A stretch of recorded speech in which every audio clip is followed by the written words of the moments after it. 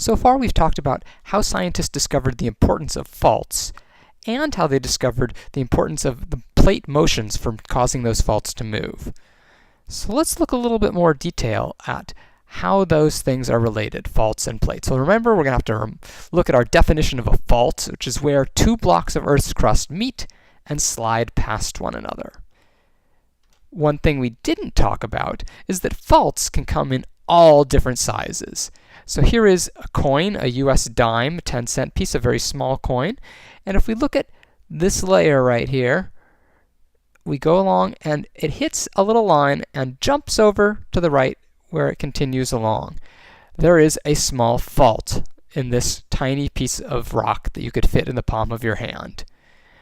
For contrast, here is an entire person, and this layer that's offset by the fault is much, much bigger, and faults get even bigger than that. Here's a map of California, and we'll put on some colors that represent the different types of rock. And here you can see lines that represent major faults in California. And how do we know that they are there? Well, let's say you went down to this spot here. This red rock represents some granites. And you picked up a sample of that granite and looked at all the different minerals in it and the different sizes of the grains and the speckled patterns and looked at that. And then you went all the way up here and compared it to a piece of granite from this spot. And you looked at them side by side, you'd say these are the exact same rock. They came from the same source. But right now, they are hundreds of miles apart from each other. How did that happen? Well, you'll notice the San Andreas Fault, this very long fault here, has caused them to move apart as the blocks on either side of it moved. So when a fault gets really long, we simply give it a new name. We call it a plate boundary. And instead of talking about just the blocks of crust, we talk about the massive blocks of Earth's crust that includes even so big that they actually include pieces of the mantle. And when we do that, we call them, instead of a block, a plate. A rigid, big chunk of rock called a plate. Let's see how Dr. Hill from 10.5 explains plate tectonics. This is actually a clip from 10.5 Apocalypse, which is the sequel. I understand that, Dr. Fisher, but how does this relate to the 10.5 in California or the eruptions on Mount St. Helena or in Sun Valley? Something must be at the root of all of this. I believe it's the movement of the plates themselves, Mr. President. Dr. Hill. Yes. Sorry I'm late. I was putting together some last-minute materials for this presentation. I hope you have some answers for us. I believe I do. Take a look. These plates, which are essentially massive sections of the Earth's rigid crust, are in a constant state of movement. Over millions of years, they drift apart, come together, and drift apart again. It's this constant movement that is the source of all seismic disturbance. When one plate pushes up against another, the friction causes earthquakes, mountain building, volcanic activity, and so on. I'm with you so far, Dr. Hill. Close to 300 million years ago, all of the plates were joined together in a single supercontinent known as Pangaea. Over hundreds of millions of years, these plates have slowly drifted apart, forming the current world geography that we all recognize. What exactly does this have to do with our current situation? Everything. I'm starting to think that the plates have now reached their maximum point of separation and are beginning to reverse direction once again. As the plates continue to move, we could see an escalating series of events: quakes, volcanoes, massive sinkholes, gaseous explosions, flooding, rapid weather change, and other anomalies. This sounds more like the coming of the apocalypse than a scientific conclusion. For all intents and purposes, Mr. President, that's exactly what it could turn out to be.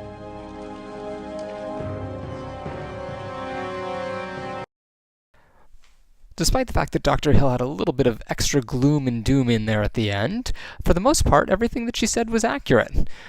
The Earth is divided into these big tectonic plates that are moving around. They're being pushed and pulled by forces deep within the Earth. As they move, they can crash into each other, and interesting things happen where two plates meet. Let's take a look up here where the North American plate and the Pacific plate are crashing into one another. There, we find faults that look like the ones that we saw a little while ago that are related to two things crashing into each other. And these are called a type of fault called a thrust fault. And we find them often at the types of boundaries between plates where two plates are coming together that we call convergent plate boundaries. You can see that the same plate here, this North American plate, it was crashing into the Pacific plate on one side, but over here on the other side where it meets Europe, it's actually spreading apart from Europe. It's diverging from Europe, and so we're going to call it a divergent plate boundary. And at divergent plate boundaries, we have faults that look like this one here, where one block is sliding down the other side, and it's normal for things to slide on down, for gravity to pull them, so we call that a normal fault. The same North American plate here and the same Pacific plate in a different spot where we live aren't crashing into each other, aren't spreading apart, they're just sliding past each other like ships passing in the night. And we're going to call that a transform plate boundary. And at transform plate boundaries, we'll see faults that look like these ones where things just slide right past each other, and we call these types of faults strike-slip faults. So I summarize all of that on this slide here. There were three types of plate boundaries, the convergent, the divergent, and the transform, that corresponded to having thrust faults, normal faults, and strike-slip faults.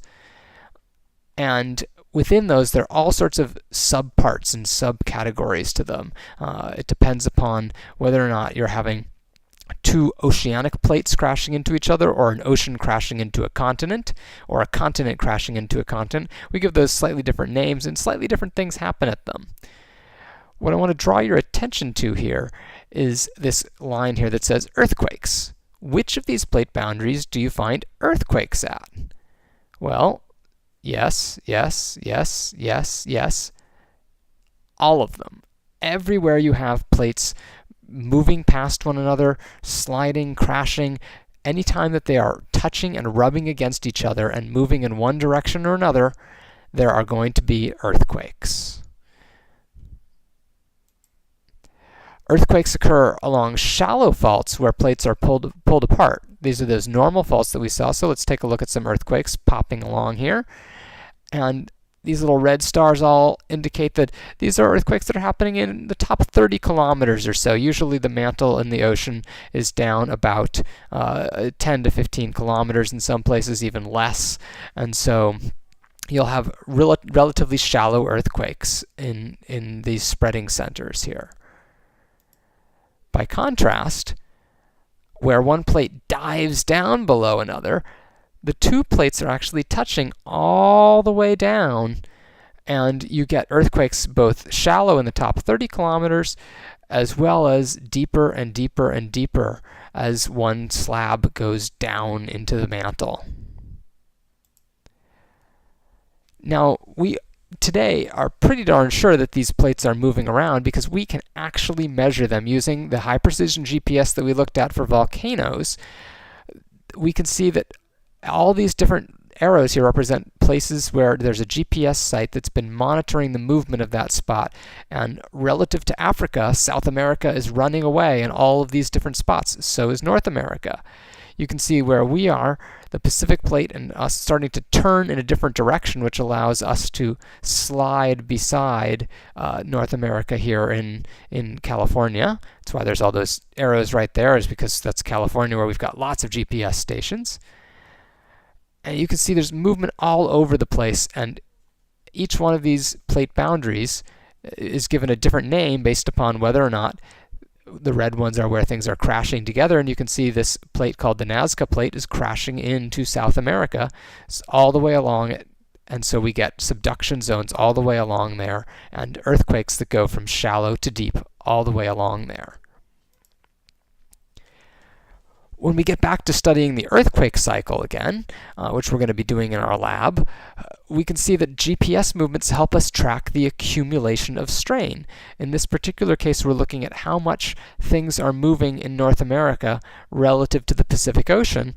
And right on one side of the fault, they're not moving very much, but by the time you get inland, things are moving really fast. We're seeing the buildup of strain across all of these faults here in the San Andreas fault system.